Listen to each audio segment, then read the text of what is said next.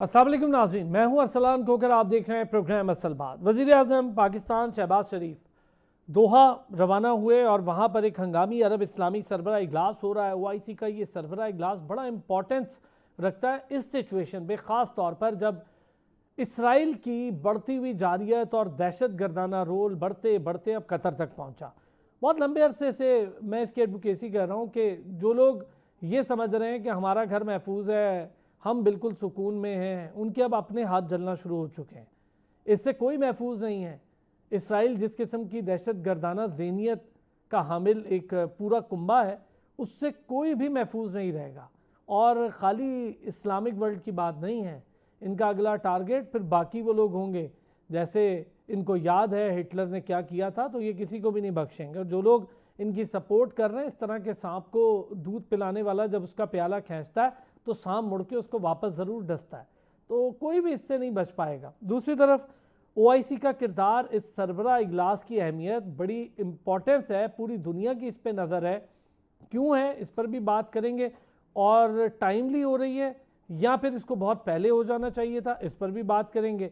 फिर जो रोल है अक़वाम मुत्तहिदा का, कब तक ऐसा खामोश रोल, बयानात, मज़म्मत, रिपोर्टें जारी करना, ये चलता रहेगा। ये सारी चीज़ें अपनी जगह, इस पर भी बात करनी है। लेकिन जो कुछ अक़वाम मुत्तहिदा में हुआ और इसराइल ने जिस तरह से पाकिस्तान पर इल्ज़ाम लगाने की कोशिश की और घटिया हरकत की, उसका जो मुंह तोड़ जवाब वहाँ पर हमारे मंदूब ने दिया, उसके बाद पहला इस्लामी मुल्क बना पाकिस्तान जिस पर इसराइल को माफ़ी मांगना पड़ी। क्योंकि 6-0 राफेल अब तक याद है उनको, भारत के, और इनके सारे ड्रोन्स मार गिराए थे पाकिस्तान ने, जो भारत से ऑपरेट करके इन्होंने हमारे मुल्क भेजे थे। ये सब कुछ हमें पता था। ताकत का भी अंदाज़ा है अल्हम्दुलिल्लाह। और जिस मुल्क की आर्मी पावरफुल हो, जिस मुल्क की आर्मी में अहलियत हो, वही मुल्क अब पूरी दुनिया में सरवाइव कर रहे हैं। ये को ऐसी हकीकत है जिसको कोई झुटला नहीं सकता। वरना आपने नेपाल का हाल, बाकी जगहों का हाल देख ही लिया है जहाँ पर सब कुछ हो रहा है। यहाँ पर अल्हम्दुलिल्लाह हम जब तक अपनी आर्मी के साथ खड़े हैं, अल्हम्दुलिल्लाह खड़े रहेंगे, तब तक ये पाकिस्तान एक सेफ़ एंड सिक्योर मुल्क है और रहेगा। और ये अंदाज़ा बाखूबी इसराइल को है। बैकडोर पे क्या कुछ हो रहा है, अमेरिका के रोल पर बात करेंगे, बरतानिया के रोल पर बात करेंगे, टेक्नोलॉजी, सिविल न्यूक्लियर एनर्जी, इससे मुतालिक नए मुआहदे हो रहे हैं, इसका क्या इम्पैक्ट होगा। इस वक्त जिस तरह से इसराइल को सपोर्ट किया जा रहा है मगरबी दुनिया से, किस हद तक ख़तरनाक है। और पूरी दुनिया में एक तजब्जुब है, ख़ास तौर पे अब इस्लामिक वर्ल्ड थोड़ी जागी तो है, लेकिन देखते हैं कि किस हद तक जागी। आज के डिस्कशन से बहुत सारी चीज़ें और वाज़े भी हो जाएंगी।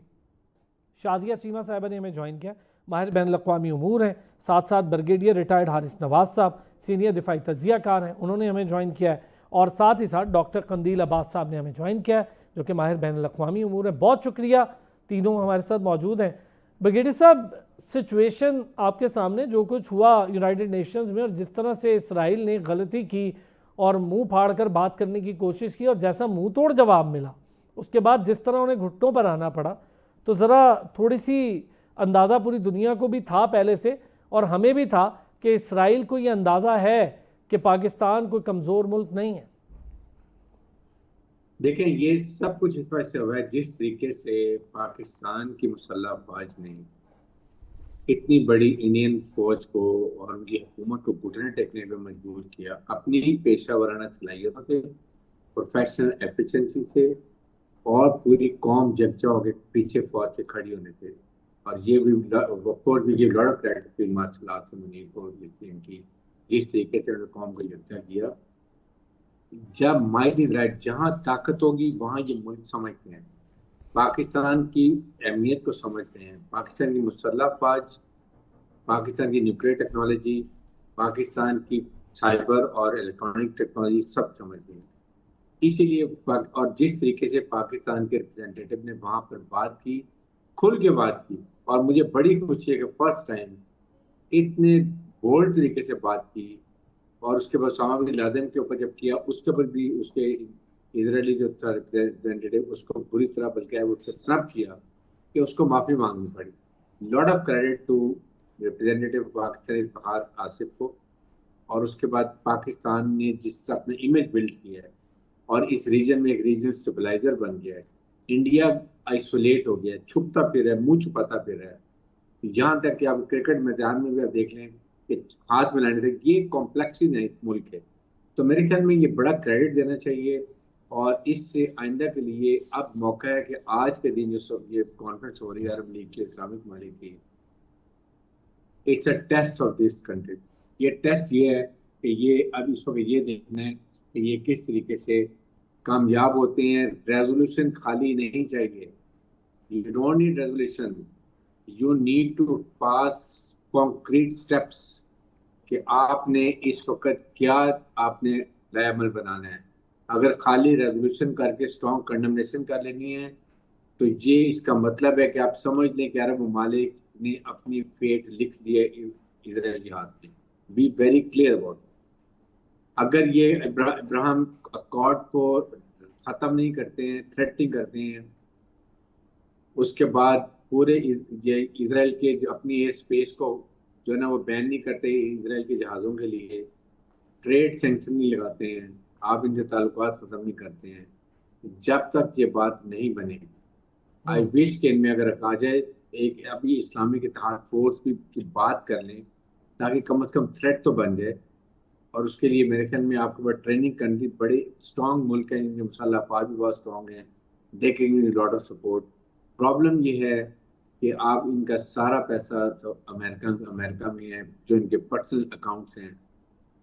उसके बाद जो इनके ऊपर तलवार लटकाई हुई है कि जी हम आपकी डेमोक्रेसी ले आएंगे, आपकी किंगडम थ्रेट हो जाएगी, वो प्रॉब्लम है। बिल्कुल। और जो वज़राए ख़ारजा की सरबराह इजलास हुआ उसमें सारी स्ट्रेटजी और पूरा एक प्रोसीजर और स्ट्रक्चर तय हो गया होगा यकीनी तौर पर। ये बड़ी इंपॉर्टेंस रही उससे पहले, इस इजलास से पहले जहाँ पर सरबराहान ने बैठना था वहाँ पर वज़राए ख़ारजा बैठ के ये सारा पेपर वर्क कर चुके होंगे। शाज़िया साहिबा, एक तो ज़रा इसकी इंपॉर्टेंस बड़ी, इस पर बात करना भी बहुत ज़रूरी है। और जो यूनाइटेड नेशंस में हुआ वो दुनिया के लिए बड़ा अनोखा होगा। पाकिस्तान ने जिस तरह से फ्रंट फुट पे खेला और जिस तरह से घुटने टेकने पड़े इसराइल को।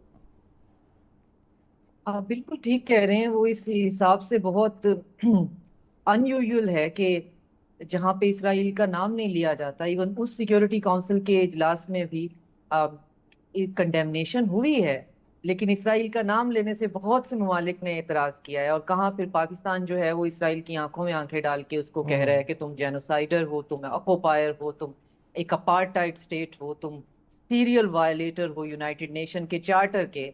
तो सबसे पहले तो उनका कहने का मतलब ये था कि टेररिस्ट तुम खुद हो, तो इसका मतलब है तुम्हें भी सफाई हस्ती से मिटा दिया जाए, जो कि टेक्निकली हो जाना चाहिए। बहरहाल ये कहा नहीं गया। तो सिर्फ पाकिस्तान एक ऐसा मुल्क था जिसने बहुत डायरेक्टली उन चीजों को एड्रेस किया। बाकी फिर जो कम्युनिके आया उसमें भी इसराइल लफ्ज नहीं लिखा हुआ था, उसमें लिखा हुआ था कि जी हम इस एग्रेशन की और हम इस अटैक की मजम्मत करते हैं।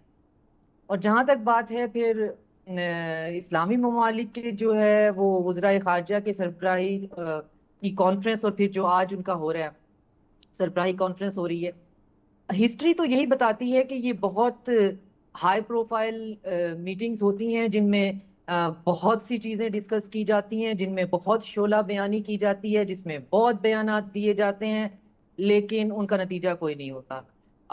अब आज उनका नतीजा कोई होता है या नहीं होता है, क्योंकि एक पैराडाइम शिफ्ट मेरी अंडरस्टैंडिंग में तो आना चाहिए। क्योंकि जो अरब वर्ल्ड है वो डिवाइडेड है बिटवीन के जो अरब नेशनल हैं और बाकी जो हमारी गल्फ स्टेट्स हैं। तो अरब नेशनलिज्म जो है वहाँ पे तो सब कुछ हो गया, रिजीम चेंज हो गई, लिबिया से लेकर सीरिया तक सब जो है वो कंट्रोल में कर लिया, क्योंकि जो पैन अरेबिक नेशनलिज्म है वो सूट नहीं करती है कुछ क्वार्टर्स को। तो अब ये आपस के इख्तलाफात में अगर ये बैठेंगे और उनको भुलाएंगे और देखेंगे कि वो लोग जो कि उस खित्ते के अंदर खुद को इम्यून समझते थे कि हम वेस्टर्न एलाय हैं और हम मगरबी ममालिक की सबसे बड़ी जो मिलिट्री बेसिस हैं उनको होस्ट करते हैं, और हमारी सिक्योरिटी भी हमने उनके जिम्मे लगाई हुई है, और हम उनको बेतहाशा जो है वो इसके लिए पैसा भी देते हैं, प्लस हमारा अपना भी जितना जो माल और दौलत है वो सारे का सारा वहीं पे इन्वेस्टेड है या स्टोर्ड है। तो अब हमारी इम्यूनिटी का जो एक भरम था वो तो टूट गया। जो इसराइली सही सफीर बात है। हैं अमेरिका के, उन्होंने कहा कि जी हम तो दोबारा जाएंगे, हम तो वहां भी उनको मारेंगे। तो कतर एक ऐसी जगह थी जहाँ पे हर कोई आके निगोशिएट करता था, वहां पे तालिबान जो है वो निगोशिएट करते रहे बिल्कुल। हैं। तो वो एक ऐसा स्पॉट बना हुआ था जहाँ पे सब बैठकर बात करते हैं, जहाँ सब बैठकर निगोशिएशन करते हैं। लेकिन जब आप निगोशिएटर्स को ही मारना शुरू कर दो तो इसका मतलब है आपको कोई पीस सोल्यूशन तो नहीं चाहिए। अच्छा, तो इसमें मेरी एक चीज़ जाती राय बड़ी ये अच्छी है। आपने कही जी जी। डॉक्टर शाजिया, ये जो आपने कहा ना कि अब ये इनकी अपनी इम्यूनिटी का भी मामला है, किस हद तक हजम कर सकते थे, किस हद तक नहीं। अब ये हाजमा भी ख़राब हो चुका हुआ है। डॉक्टर कंदील साहब, जो अभी डॉक्टर शाजिया और ब्रिगेडियर साहब ने कहा, इस पर कोई एडअप करना चाहें? देखिए, मेरा ख्याल ये है कि 1948 में इंटरनेशनल लॉ की वायलेशन के साथ इसराइल का जब नाजायज वजूद कायम हुआ, तो ये इंटरनेशनल लॉ की वायलेशन के साथ कायम हुआ। और उसके बाद यानी आज तक जितनी भी वायलेशंस हुई हैं वो टोटली इंटरनेशनल लॉ की वायलेशंस होती रही हैं। और United nation security council, general assembly की किसी करारदाद को उन्होंने खातिर में नहीं लाया। और आपने देखा कि दर्जनों ऐसी जंगें हैं जिसका बायस इसराइल बना है। और ज़ायनिस्ट जो एक्सपेंशनिस्ट डिज़ाइंस हैं उसकी बेस पे पिछले चंद हफ्तों में 7 मुल्कों के ऊपर उन्होंने अटैक किया। ईरान ने, जब ईरान पे अटैक हुआ तो उन्होंने रिटेलिएट करके एक साबित किया कि वो इसको बर्दाश्त नहीं करेंगे, लेकिन बाकी किसी जगह से उनके लिए रिटेलिएशन नहीं हुई। और उसका नतीजा ये निकल रहा है कि इसराइल को शय मिल रही है कि जहां जिस वक्त जी चाहता है वो चार दौड़ते हैं। और उसके नतीजे में आप देखें कि यानी कतर में जो पीस के लिए एक एफर्ट हो रही थी और अमेरिका के कहने पे हो रही थी और हमास के लोग बिल्कुल कंक्लूडिंग लेवल पर थे, उनको उन्होंने निशाना बनाया। इसका मतलब यह है कि इजराइल नहीं चाहता कि अमन हो जाए। बिल्कुल उसी तरह जैसे ईरान के साथ बिल्कुल कंक्लूडिंग लेवल पे अमेरिका के डायलॉग पहुंच गए थे। 5वें सेशन में अमेरिका जब पहुंचा हुआ था तो इजराइल ने अटैक कर दिया। लेकिन इससे आगे बढ़कर आप ये देखें कि अरब मुल्कों की, तमाम अरब मुल्कों की जो फजा है वो इस वक्त अमेरिका के कंट्रोल में है। और तमाम अरब मुल्कों का जो डिफेंस पैक्ट है वो अमेरिका के साथ है। यानी उनकी फजाओं को डिफेंड करना अमेरिका की जिम्मेदारी है। बिलियंस ऑफ डॉलर्स अमेरिका ने लिए हुए हैं। और 4-5 मुल्कों से गुजर कर इजरायली प्लान आके कतर पे अटैक करते हैं, जहां खित्ते का सबसे बड़ा अमेरिकी फौजी अड्डा है, और वो कतर को डिफेंड नहीं कर पाते। अब तीसरी बात यह है कि जीसीसी जो है ये एक डिफेंस पैक्ट भी है। और इसका नेटो की तर्ज पर इन्होंने आपस में ये तय किया हुआ है कि अगर किसी एक मुल्क पे कोई अटैक होगा तो that will be considered as attack on all the region, और उसका मिलकर रिस्पॉन्ड करेंगे। आप ये देखें कि कतर पे अगर अटैक होता है तो किसी ने इसके ऊपर मजम्मत भी खुल के नहीं की है। और अब ये तीनों लेवल अगर हम देखें तो मेरा ख्याल ये है कि अब तो ये की जा रही है कि ओआईसी के लेवल पे अगर एक टास्क फोर्स बनाई जाती है, लेकिन जब तक एक क्लियर मैसेज इजराइल को नहीं भेजा जाता, और वो क्लियर मैसेज इस अंदाज में जाना चाहिए कि जैसे नेटो के ऊपर अटैक होता है तो वो रिटेलिएट करते हैं। अगर इस्लामिक वर्ल्ड अपनी एक सिक्योरिटी फोर्स बना ले और ये तय कर ले कि अगर किसी भी इस्लामी मुल्क पे अटैक होता है या खासतौर पे अरब मुल्कों की अगर अपनी फोर्स अटैक होता है तो वो उसी तरह रिटेलिएट करेंगे। आप देखें पाकिस्तान के खिलाफ जारियत की जब इंडिया ने इसराइल के साथ मिलकर, तो हमने भरपूर उसका डिफेंस किया। ईरान के खिलाफ हुई तो डिफेंस किया। लेकिन अब बाकी जो दुनिया के ममालिक हैं, खासतौर पर अरब जो गल्फ रीजन की छोटी छोटी स्टेट्स हैं, ये तो स्टेट्स को इतना वीक कर दिया है अमेरिका ने और वेस्टर्न कंट्रीज ने कि वो अमेरिका या इजराइल के सामने सर उठा के बात तक अच्छा, नहीं ये कर जो आपने सकते। बात की है ना अभी डॉक्टर साहब, इसमें ज़रा मैं और भी एडअप करूंगा। एक ब्रेक लेते हैं, वापस आते हैं, ज़रा इस पर भी बात करके देखेंगे। ये जो कुछ हुआ है शायद ये एक ऐसे पॉइंट पर ले आया है अब इस्लामिक वर्ल्ड को कि अब शायद इससे पीछे या इससे आगे कुछ नहीं, अब कुछ सोचना ही। आज का ये इजलास भी बड़ा अहमियत का हामिल होगा, इससे पहले होने वाला इजलास जो हुआ है वो बड़ी अहमियत का हामिल है। फिर अब होने क्या जा रहा है, जो बात ईरान कर रहा है कि तमाम मुस्लिम वर्ल्ड को इसराइल के खिलाफ एक मुश्तरका ऑपरेशन रूम बनाना चाहिए, क्या ये एक बेहतर हल हो सकता है? वापस आते हैं ब्रेक से, इस पर भी बात करें। एक बार फिर खुशामदीद कहेंगे ब्रिगेडियर साहब। ये जो ईरान मुस्लिम वर्ल्ड का एक ऑपरेशन रूम मुश्तरका बनाने की तजवीज़ दे रहा है, बेहतर ऑप्शन है या फिर एक प्रॉपरली, जैसे अभी डॉक्टर कंदील ने कहा कि एक फोर्स अब बना लेनी चाहिए नेटो की तर्ज पे? नहीं, देखें, ये ईरान, ये इजिप्ट ने भी पहले सजेस्ट किया हुआ है कि ये एक मुश्तरका एक फोर्स बना लें और इजिप्ट तैयार है 20,000 उसमें ट्रुप्स कंट्रीब्यूट करने के लिए बाकी ममालिक पे लें।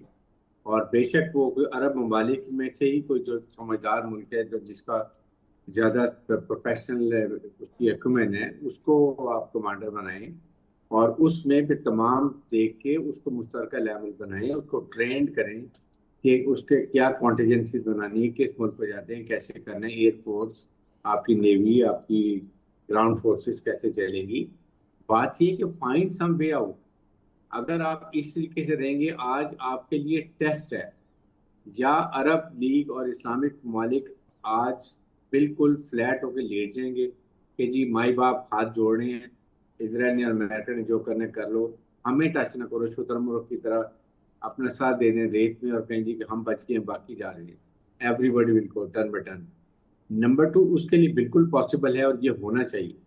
आप क्यों नहीं, आपके पास इतना पैसा, इतना सारा ट्रिलियन डॉलर आपने प्राइवेट अकाउंट में दुबई वहां पर अमेरिका में रखे हुए हैं, आप कोई यहाँ पर अपनी एक मिलिट्री हार्डवेयर बना लें, इंटेलिजेंस प्रोडक्शन कर लें। आप अपने इस्लामिक बैंक भी नहीं बना सके हैं, आपके पास यहाँ पर कोई इस्लामिक यूनिवर्सिटी बना लें। ये पैसा डाइवर्ट करना इस साइड के ऊपर, बजाय इसके कि आप $1-1 ट्रिलियन का सऊदी अरब ने अमेरिका से अभी वेपन एमुनेशन जहाज खरीद, यूएई ने $645 बिलियन के लिए पड़े हैं, F-35 दोहा में खड़े हुए हैं। What is the purpose? Please understand, इसलिए कह रहे हैं पाकिस्तान की अब अहमियत बहुत बढ़ गई है। पाकिस्तान है, तुर्की है, इंडोनेशिया है, कुछ ममालिक बहुत स्ट्रॉन्ग मिलिटरली भी हैं, उनसे ये ममालिक मदद लेके उनको इकोनॉमिकली सपोर्ट भी करें, plus they are there to give you, वो भी अपनी फौजी कंट्रीब्यूट ट्रेनिंग के लिए कर सकती हैं आपके साथ, ताकि उसको कहीं तो कोई डर हो। जब आपने अमेरिका को ला के बिठा लिया, अपने तमाम बेसिस दे दिए और वो खुल्लम खुल्ला कहता है कि इजराइल की डिफेंस हमारी रिस्पॉन्सिबिलिटी है। अभी भी वो कह रहे हैं कि Marco Rubio is there in Israel, वो कह रहे हैं जी बिल्कुल ये गाजा से शिफ्ट करें, ये जाएं, हम इसकी रिकंस्ट्रक्शन करेंगे, मीन के challenge. They should push to Africa, they should push to Jordan, they should push to ये जहाँ पर इजिप्ट में, that is what is design. और वो ये बात करें सीज फायर, वो कहते हैं कैदी वापस करें। भाई कैदी तो वापस करने के लिए वो तैयार बैठे हैं, आप परमानेंट सीज फायर तो अनाउंस करें, देन यू गेट। आपने पहले 2 महीने के लिए किए, उन्होंने कुछ कैदी छोड़ दिए, आपने फिर अटैक शुरू कर दिए। आज वो कैदी छोड़ देते हैं, आप तबाह कर रखते हैं बाकी को। हाउ कैन यू डिक्टेट के मुसाद वहां पर नहीं होगी, ये नहीं होगी, वो नहीं होगा। फिर गारंटी तो दें, आप स्टेट पे पहले अनाउंस करें, टू स्टेट बनाएं, उसके बाद बात करें। तो ये चीजें अभी अब वक्त आ गया। आज अगर इस्लामी और अरब ममालिक कोई कॉन्क्रीट फैसला नहीं करते इब्राहिम अकॉर्ड का, ये तमाम ये Israel air flight should be band in Arab areas के अंदर, ठीक है। और उसके साथ नंबर 3 ये चीजें नहीं करते हैं तो then they are writing the fate and that fate is known to everyone. Okay doctor Shazia. Brigadier साहब से बिल्कुल एग्री करती हूँ, लेकिन उसमें मेरी स्केप्टिसिज्म मुझे ये कहती है कि ये जो पैन इस्लामिक एक कोलैबोरेशन है, ये तो मोहम्मद कदाफी ने भी स्टार्ट की और फिर उसने 3-4 लोग और भी अपने साथ मिलाए और हमने देखा कि फिर उनका हशर क्या हुआ। और हिस्ट्री हमें बताती है कि उनको डुबोने वालों में वेस्ट तो बहरहाल शामिल थी उस रिजीम चेंज में, और उनका वो जो ब्रूटल एंड हुआ उसमें अपने ब्रादर जो थे वो भी पीछे नहीं थे। तारीख कहती है, हम यहाँ पे बैठ के बहरहाल उसको तो नहीं बदल सकते। आज हम वो बात जो आज इतने सालों बाद उनकी लाशें घसीटने के बाद और आयरन रॉड के साथ जिस तरह मोहम्मद कदाफी जो है उसका मर्डर हुआ इतने ब्रूटल तरीके से, फिर उसके बाद सद्दाम हुसैन का हुआ, फिर कितना टाइम जो है वो बशार अल असद जो है वो टिकने की कोशिश करते रहे, और जिसने भी ये बात की कि मुस्लिम ममालिक को इकट्ठे हो जाना चाहिए, इनको अपने दिफा के लिए कोई ना कोई अपने साथ जो है वो एक स्ट्रेटेजिक पैक्ट बना लेना चाहिए, अब बिल आखिर उनका अंजाम ठीक नहीं हुआ। तो इसका मतलब है कि एक्सप्लॉइटर ना सिर्फ ये कि आउटसाइड हैं, आउटसाइडर्स हैं, इनसाइडर्स भी हैं। तो क्या अब वो एक्सप्लॉइटर्स जो हैं आज ये बात समझने में कामयाब हो जाएंगे कि रिसेंटली नेतन्याहू ने कहा है कि जो ग्रेटर इजराइल है वो यूफ्रेटिस से नाइल तक है और ये कोई ख्वाब या रिटोरिक नहीं है, हम इसको प्रैक्टिकली कर रहे हैं, और प्रैक्टिकली इस तरह से कर रहे हैं कि हमने इसे अचीव करना है। और अगर किसी को ये गुमान है कि हम सिर्फ रिटोरिकली या ऑप्टिक्स के लिए कहते हैं तो वो ये अपना गुमान खत्म कर ले। हम कब तक बैठकर 24/7 जो है वो HD डिजिटल उस पे कलर पे एक जेनोसाइड जो है वो देखते रहेंगे, और फिर उसके बाद कहेंगे कि हम इसकी मजम्मत करते हैं और हम जो हैं सब इकट्ठे हैं और हम एक और इजलास बुलाने वाले हैं। मजम्मत करने से तो कोई फर्क नहीं पड़ता, वो तो वहां पे बच्चों को, बूढ़ों को बगैर किसी तखसीस के तमाम बनी नौ इंसान को वहां पे वो भूखा मार रहे हैं। और जो भूख के चक्कर में आते हैं उनको वो गोली मार देते हैं उनके पास खाना लेने के लिए।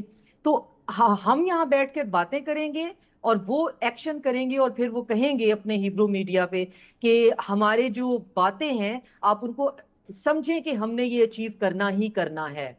तो आप इसको देखिए कि यूएस एलाई होने के बावजूद क्या यूएस ने इसराइल को जो है वो मना किया। ट्रंप ने कहा कि जी ये हम इसकी मजम्मत करते हैं, उसके 10 मिनट बाद फॉक्स न्यूज पे आके इसराइली सफीर कहने लगे कि हम दोबारा भी करेंगे। तो कतर ने जो है वो क्या इसका जवाब दिया, और बहुत अच्छी अंग्रेजी बोलने के बावजूद जो है वो जो प्राइम मिनिस्टर हैं कतर के, उन्होंने चूज किया, उनकी अपनी चॉइस है, मेरी अपनी ऑब्जर्वेशन है, अरेबिक बोलना, जिसके साथ उनकी ट्रांसलेटर जस्टिफाई भी नहीं कर पाई प्रॉपर तरीके से। तो ये सारी बातें बहुत मायूस कुन हैं। ये बातें जो हैं ये सिर्फ फेंक देने वाली नहीं है। और अब हम दूसरे तीसरे साल में दाखिल हो रहे हैं और आप और हम जैसे लोग, हमारे कोलीग जो हम बात कर रहे हैं, हमें अब समझ में ये नहीं आता कि अब हम बात करेंगे क्या अब हमें वो बात कर लेनी चाहिए कि जो असल में बात है, या अब भी हम इसमें अपनी डिप्लोमेटिकली या हम पॉलिटिकली करेक्टनेस को लेके चलेंगे। बिल्कुल ठीक है, आपने जो एक वर्ड यूज किया वो मैं चाहूंगा थोड़ा उससे बेहतर कर लें। डॉक्टर कंदील साहब, ये जो बात कर रही हैं दोनों, आपने शाजिया साहिबा की भी सुनी, ब्रिगेडियर साहब की भी सुनी, दोगलापन इज अ बेटर वर्ड। क्या हम अपने अंदर के इनसिक्योरिटी से बेहतर अपने दोगलेपन के हवाले से बहुत ज्यादा सीरियस हो जाए? सारी मुस्लिम वर्ल्ड की बात कर, मेरा ख्याल है कि मुस्लिम वर्ल्ड के हुक्मरानों के बाद तकरीबन अब आखिरी मौका है। पिछले 75 सालों में इजराइल ने जो जुल्म किए, ज्यादतियाँ की, और फिर मुस्लिम ममालिक के खिलाफ जो जुल्म और ज्यादतियाँ हुई, यानी जब इजराइल पे अटैक, इजराइल के साथ जंग हुई तो 6 दिन भी ये सरवाइव नहीं कर सके सारे अरब मुल्क मिलके। आप देखें कि हिजबुल्लाह ने अकेले 33 दिन जंग लड़ी और अपना साउदर्न लेबनान इजराइल से आज़ाद करा लिया था।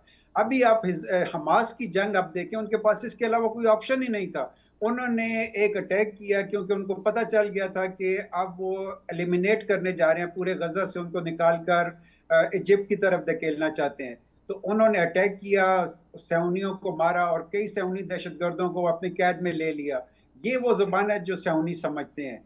अब अगर मुस्लिम हुक्मरान अभी तक ये तवक्को कर रहे हैं कि अमेरिका या यूनाइटेड नेशन या सिक्योरिटी काउंसिल उनकी मदद को आएंगे, तो कतई ऐसा नहीं है। और मैं समझता हूं कि ये आखिरी मौका है। अगर अब भी उन्होंने ये मौका खो दिया तो सोसाइटीज इस दफा चार्ज हो चुकी हैं, और पूरे मुस्लिम वर्ल्ड की, खासतौर पर वेस्ट में आप देख लें कितनी बड़ी बड़ी रैलीज हुई हैं, लेकिन मुस्लिम वर्ल्ड के अंदर अभी सोसाइटल लेवल पर शदीद नफरत अमेरिका और इसराइल के खिलाफ पाई जाती है।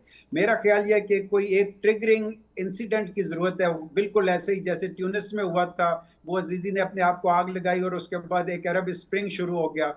इस वक्त अगर ऐसा कोई ट्रिगरिंग इंसिडेंट हुआ तो मेरा ख्याल है इनमें से कोई यानी आप ये कह रहे हैं कि सोसाइटी लेवल पर अब एक खतरा भी मौजूद है, खदशा भी मौजूद है। अगर हुक्मरान नहीं इस तरफ आएंगे तो फिर सोसाइटी उस तरफ बढ़ेगी जिस तरफ बढ़ने के लिए जाना चाहिए, जिसका जिक्र अभी शाजिया साहिबा ने भी और ब्रिगेडियर साहब ने भी किया। बहुत शुक्रिया ब्रिगेडियर रिटायर्ड हारिस नवाज साहब, डॉक्टर कंदील अब्बास साहब और हमारे साथ शाजिया चीमा साहिबा मौजूद रही। बहुत शुक्रिया। एक ब्रेक लेंगे, लेकिन जब ब्रेक से वापस आएंगे, पाकिस्तान इंडिया का जो मैच हुआ गुज़िश्ता, वो खाली मैच नहीं हुआ, वहाँ पर जो भारतीय कप्तान का एक घटिया रवैया सामने आया, पॉलिटिसाइज कर दिया उसने पूरी गेम को। दूसरा, पायक्राफ्ट जैसे अंपायर वहाँ पर मौजूद थे। पाकिस्तान ने बड़े सख्त स्टेप लिए हैं, पहली बार बहुत अच्छे तरीके से। मैं बहुत खुश हूँ पाकिस्तान क्रिकेट बोर्ड और बड़े स्टेप्स में उस्मान वाला साहब जो डायरेक्टर इंटरनेशनल क्रिकेट हैं उनको भी फारिग कर दिया गया है पाकिस्तान क्रिकेट बोर्ड के इस सेटअप से।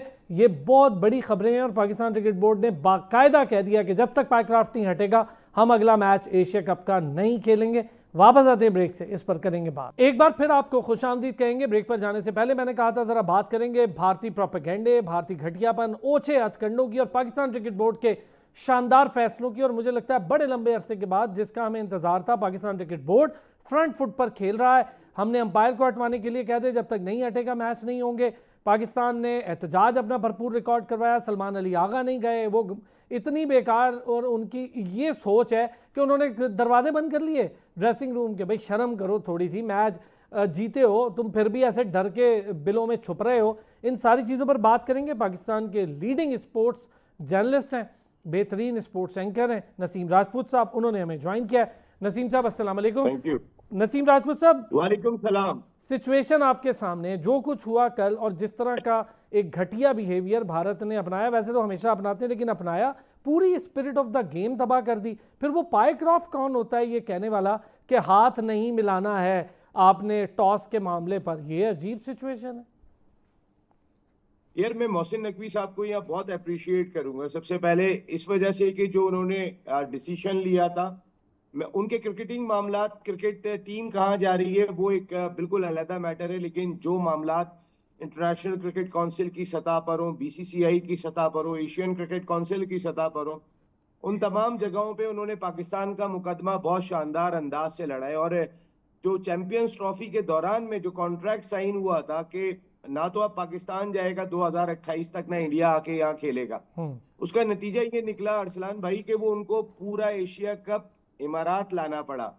वो एशिया कप तो इमारात ले आए, लेकिन राफेल का मलबा नहीं ला पा रहे। वो नहीं ढूंढ पा रहे हैं कि वो गिरा कहाँ पर है और गुमा कहाँ पर है, और आज तक वो गुमसुम है। और वो जो उनकी सिटी गुम हुई है, वो सिटी अब जो क्रिकेट की स्पिरिट है उसको बहुत शदीद अंदाज से मुतासिर कर रही है। देखिए, हमने हमेशा से बात की है कि खेल को खेल रहने दें, सियासत को सियासत रहने दें, सियासत को खेल में डालने की कोई जरूरत नहीं है। बिल्कुल। लेकिन ये इंडिया बहादुर, शायद वो कहते हैं ना, जिल्लत भी आदमी एक हद तक करता है। इनकी जिल्लतें हो के थक गई है। उनकी पूरी आवाम चीख रही है कि आपकी टीम नहीं जाए, इंडियन टीम नहीं जाके खेले। पूरी आवाम खड़ी हुई है, इवन कि वो ग्राउंड में भी बहुत कम मैच देखने आए। उनके अंदर इतना अफसोस पाया जाता है नरेंद्र मोदी के उन घटिया फैसलों की वजह से कि जो उन्होंने जंग पाकिस्तान पे मुसल्लत करने की कोशिश की और उसके बाद मुंह की खाना पड़ी 6-0 से। अब ना तो उनकी आवाम मुंह दिखाने के काबिल रही है जो ग्राउंड में आए, और ना वो चाहते हैं कि किसी तरीके से पाकिस्तान से मैच हो। अरे भाई, अगर आपको नहीं खेलना था तो आप नहीं आते। सही बात है। बहुत दबाव अच्छा था नसीम राजपूत साहब, जरा आईसीसी के रोल पे, चूंकि ये अंपायर की हमने शिकायत कर दी है, हमने कह दिया है कि ये हरकतें इस तरह की क्रिकेट की स्पिरिट की तबाही है, हाथ नहीं मिला रहे, इसकी भी शिकायत नवीद अकरम साहब को भी मैं बड़ा क्रेडिट दूंगा, बड़े ज़बरदस्त मैनेजमेंट के तौर पे उन्होंने काम किया। अच्छा, डायरेक्टर इंटरनेशनल उस्मान वाला को फारिग किया गया, जरा इन 3 चीज़ों पे थोड़ा सा व्यू आपका चाहिए। देखिए, नवीद अकरम चीमा साहब के साथ मैंने कई इंटरनेशनल टूर किए हैं, और जब वो लगे नहीं थे मैं बार बार चीखता था कि ऐसा तगड़ा मैनेजर लेकर आओ। आपने देखा है उनकी शख्सियत को, जब वो बैठे होते हैं कैसे कंपोज होते हैं, ना वो खिलाड़ियों से घुल मिल रहे होते। एक मैनेजर का रुतबा जो होता है एक बड़े का, वो उसको पूरी तरीके से मैच करने की कोशिश करते हैं। और जहां तक आपका सेकंड क्वेश्चन क्या था सर? एक तो ये कि हमने शिकायत कर दी है आईसीसी को और बहुत अच्छा किया है। एसीसी के तौर पे भी ये फैसला क्या करना है हमने, क्योंकि चीफ इस वक्त मोहसिन नकवी साहब खुद है और बड़े अच्छे से आगे बढ़ रहे हैं। उन्होंने कहा थी कि जब तक नहीं खेलेंगे जब तक ये अंपायर नहीं रिमूव होंगे, रेफरीज। लेकिन मैच रेफरी पाइक्रॉफ्ट कौन होता है भाई? तुम जो है वो कप्तानों को कहोगे तुम हाथ नहीं मिलाओगे, ऐसा कोई रेफरी हो सकता है? आपको पता है कल जब जो कौमी तराना बजता है तो जलेबी बेबी चल गया था। ये इंडिया की मैनेजमेंट का आलम है। ये वहां पे ये खबर जो है वो कोर्ट की गई है कि जलेबी बेबी चला रहे हैं आप, यानी कि आप जो है वो क्रिकेट को ये पाकिस्तान और इंडिया में क्रिकेट सिर्फ एक खेल का दर्जा नहीं रखता भाई, ये 1.5 करोड़ अवाम, 1.5 अरब अवाम के दिलों की तर्जुमानी करता है। आप कहां से सत्यानाश करते फिर रहे हो? और फिर पाइक्रॉफ्ट को नहीं होना चाहिए। जो शख्स खड़ा होके ये बात कहे बिल्कुल सही इंस्टेंस है। और एक बात अरसलान भाई याद रखे, मोहसिन नकवी साहब बहुत अच्छी विकेट पे इसलिए खेल रहे हैं क्योंकि इंडिया इतनी बड़ी शर्मिंदगी के बाद, इतनी हजीमत के बाद भी एशिया कप खेलने आ गया बिकॉज ऑफ $170 मिलियन कॉन्ट्रैक्ट, जिसमें 4 एशिया कप में हर हाल में पार्टिसिपेट करना था। उनकी हुकूमत इजाजत दे देती है, बीसीसीआई इजाजत दे देती है, जहां पे इज्जत पीछे रख के वो पैसे के लिए उनका सुप्रीम कोर्ट भी इजाजत दे देता है कि नहीं, जो भी दरखास्तें आती हैं वो खारिज हो जाती हैं क्योंकि पैसा आ रहा है। उनके लिए सबसे बड़ा रुपया, इज्जत पीछे रख के वो चलते हैं। नसीम राजपूत साहब, आईसीसी का रोल आप देखें ना, जय शाह वहां बैठा है, और लेकिन पाकिस्तान ने स्टांस बड़ा सख्त लिया है और डायरेक्टर इंटरनेशनल को ठीक टाइम पे फारिग किया। मैं कहता हूँ उन्होंने कहा जी ताखीरी अरब है, क्यों ताखीर की उन्होंने इस सारे मामले को देखने में, ये बिल्कुल ठीक स्टांस है, यानी अब अंदर भी किसी को नहीं बख्शा जाएगा। देखिए, उस्मान वाला डायरेक्टर इंटरनेशनल की जिम्मेदारियां बहुत अरसे से निभा रहे हैं, आज से नहीं निभा रहे हैं। बिल्कुल। उनके आईसीसी में लिंक बहुत मजबूत, उनके एसीसी में लिंक, क्योंकि सारे इंटरनेशनल मामलात और तमाम क्रिकेट बोर्ड में उन्हीं के ताल्लुकात हैं और किसी के भी नहीं है। मेरे ख्याल है उस्मान वाला को ये इंस्टेंस लेना चाहिए था, उन्हें खड़ा होना चाहिए था कि भाई ये क्या हो रहा है मेरे मुल्क के साथ, ये क्रिकेट स्पिरिट कहाँ जा रही है। सही फारिग किया उन्हें, सही उनको जो है वो मुअत्तल किया। हालांकि वो अपना काम जो कर रहे थे, अब आपके पास ऐसे लोग ही नहीं है कि जो इंटरनेशनल मामलात को देखें, क्योंकि हमारे यहाँ तो जो क्रिकेट बोर्ड की नौकरी में आ जाता है, पाकिस्तान क्रिकेट बोर्ड का चेयरमैन जो अपने लोगों को लाते हैं वो एडमिनिस्ट्रेशन के ऐसे ओहदों पे रखते हैं, लेकिन डायरेक्टर इंटरनेशनल को नहीं छेड़ते। इसकी वजह यह है कि सारे इंटरनेशनल मामलात को वही डील कर रहे होते हैं। तो अगर उनको मुअत्तल किया है तो सही फैसला है। हमने सबसे पहले अपने मुल्क में मिसाल कायम की है। नसीब राजपूत साहब, बड़ी डिटेल डिस्कशन हुई, सारे टॉपिक्स पे डिस्कशन हुई। जो कुछ भारत ने किया, अपनी जीत को भी मिट्टी में मिला दिया उन्होंने, चूंकि इतनी खराब हरकत की उन्होंने, पूरी गेम की स्पिरिट खराब करने की कोशिश की, लेकिन ये सब भुगतना पड़ेगा। बहुत शुक्रिया नाज़रीन, फिर होती है आपसे मुलाकात, अपना ख्याल रखिएगा।